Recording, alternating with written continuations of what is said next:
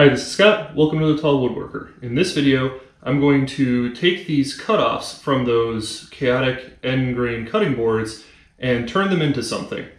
Pun intended. Stick around.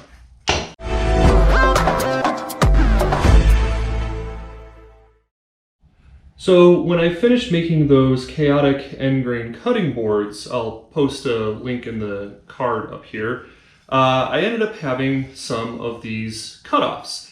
And I thought these just look too good to just throw away, so may as well do something with them, and I'm gonna start doing something right now. A couple of the pieces turned out to be nice and square, and I figured these are gonna make excellent pen blanks, and that's what we're gonna do in this video. I'm actually gonna make an entire office set.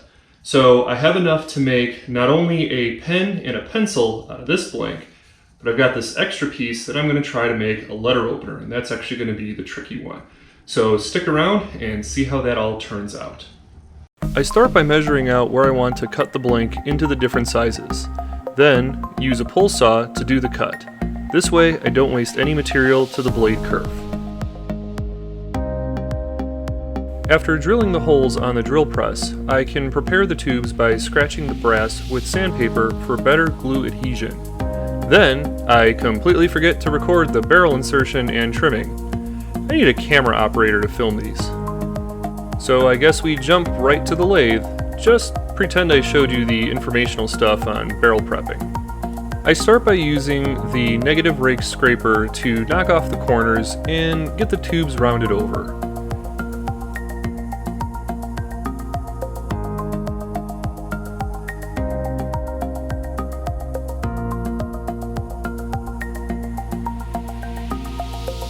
At times I switch to a bowl gouge to do this as well.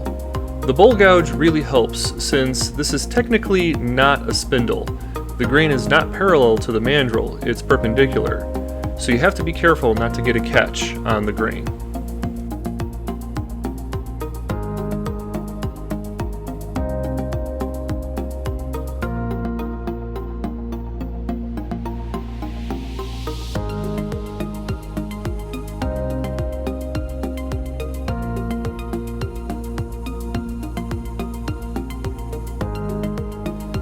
After a while, I switch to the round carbide cutter. Then I have my major issue for this project.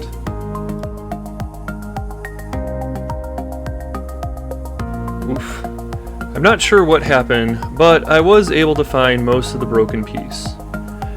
So, to fix this, I switch out the end bushing for a CA bushing, then glue the piece back in. There was still a big gap, so I filled this with medium CA, then pushed some of the shavings in. After packing that in as much as I could, I drizzled on some thin CA glue and sprayed it with activator to harden it up.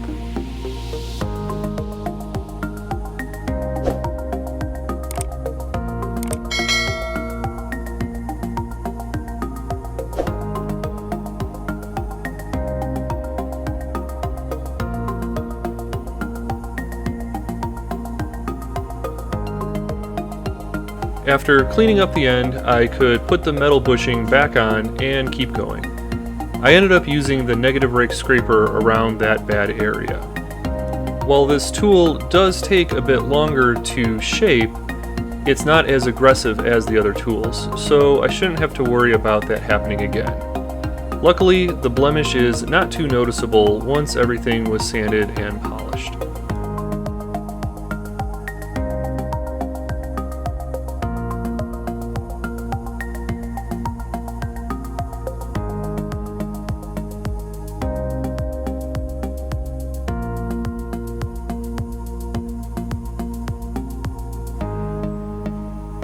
I finish off the profile with a straight scraper, then move on to the upper piece to finish its profile.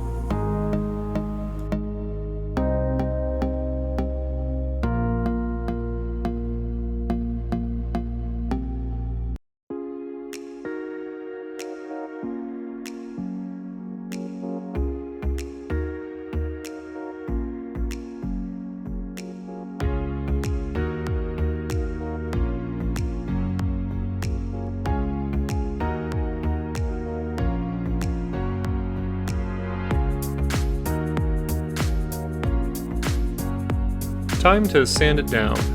I typically take the most time with the 150 grit strips. However, I did notice something still a little off near the tip where the blowout occurred.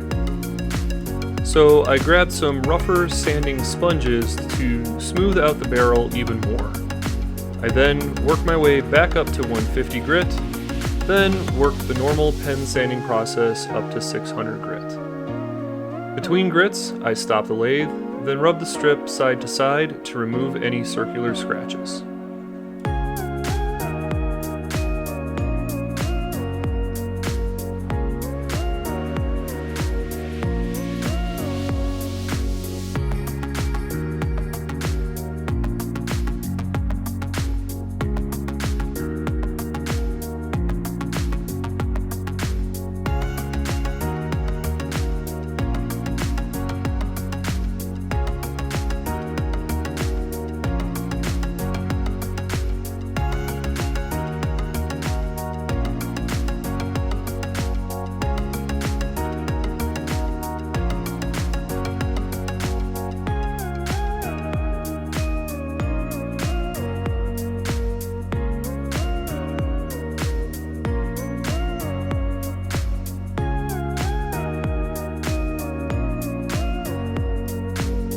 On these all-wood pens, my favorite finish is this Mylan's friction polish.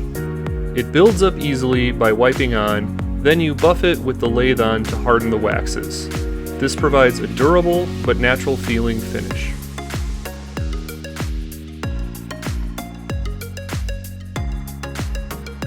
Since the pencil kit was pretty much the same process as the pen, let's skip on to the letter opener. I decided to profile the letter opener differently than the pen and pencil.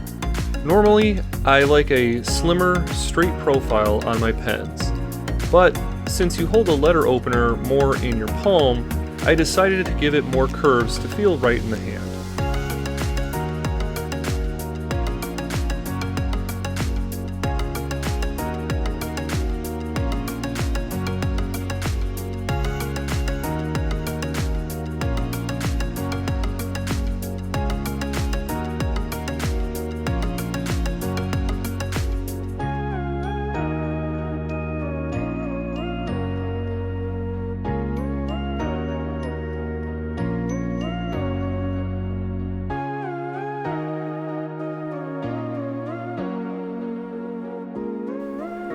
Here we're doing the same sanding process and finishing processes as before.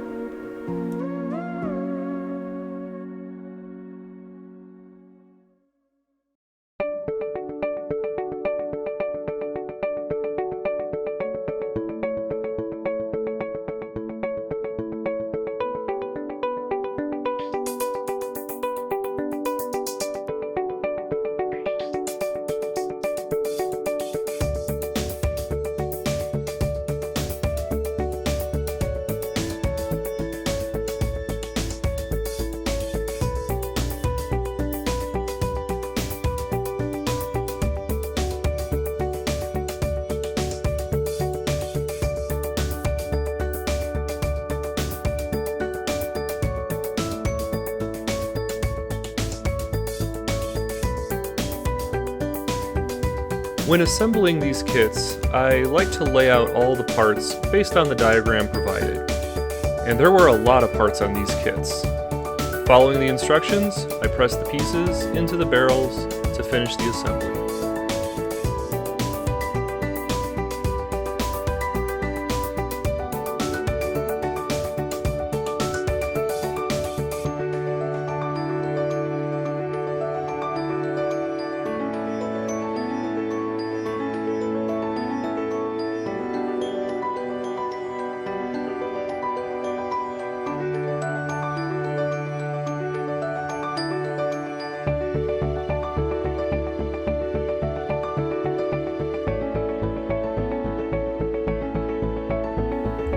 Even though they are similar in shape, the pen and pencil were very different in terms of assembly.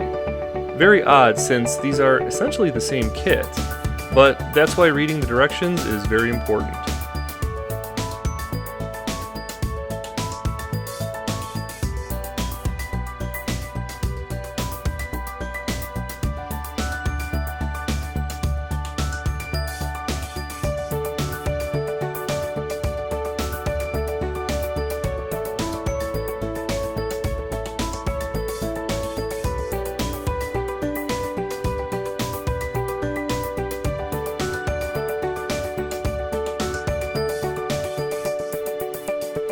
Finally, I begin the assembly of the letter opener.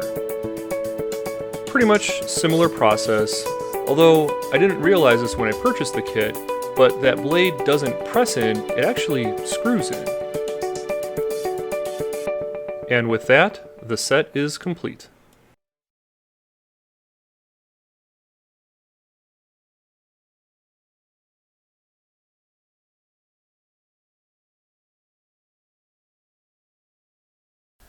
And there we have the finished set. And I will be honest, these look absolutely amazing, better than I thought they were. And I'm going to be completely honest, I actually recorded 2 intros because I wasn't 100% sure that I would get both the pen and the pencil on the first try, so I didn't know if the letter opener would actually make it into the final cut. I was super happy when I was able to do the entire set. These look absolutely amazing. The colors in the wood really pop. I'm not sure if that shows very well on this camera, but you saw the shots just before this outro. So yeah, definitely great. The pencil honestly took me a while to figure out how to advance the lead. I was sitting there for a while trying to click the top like this, but it actually does a twist action to advance the lead. I think that's pretty cool. It's definitely a unique feature to this particular pencil, so that's pretty cool. If you do happen to like these, be sure to check out my Etsy store. I'm going to be posting them up there. I only have 1 set, and I am going to be selling them as the full set.